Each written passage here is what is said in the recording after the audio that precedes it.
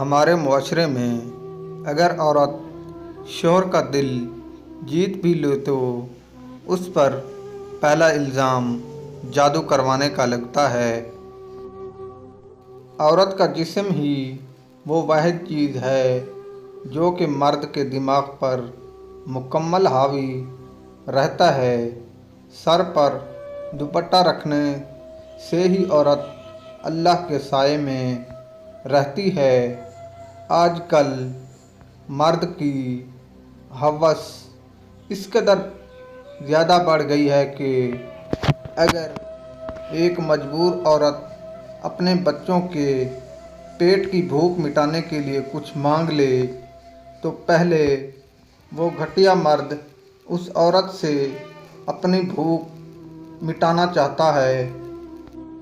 محبت میں عورت تب کمزور ہو جاتی ہے جب وہ اپنی ساری کمزوری مرد کو بتا دے۔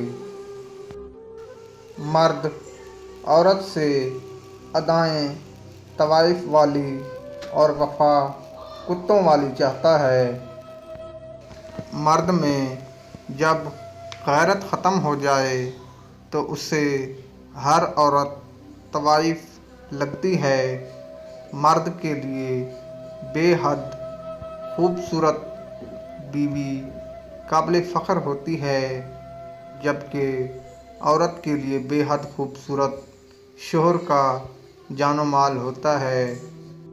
تیسری بیوی دانیہ کے الزام لگانے پر عامر لیاقت ایک ویڈیو میں پیغام جاری کیا تھا کہ جس میں وہ بری طرح رو رہے تھے اور کہہ رہے تھے کہ میں نے ایسا کچھ بھی نہیں کیا جیسے اس کی بیوی بتا رہی ہے۔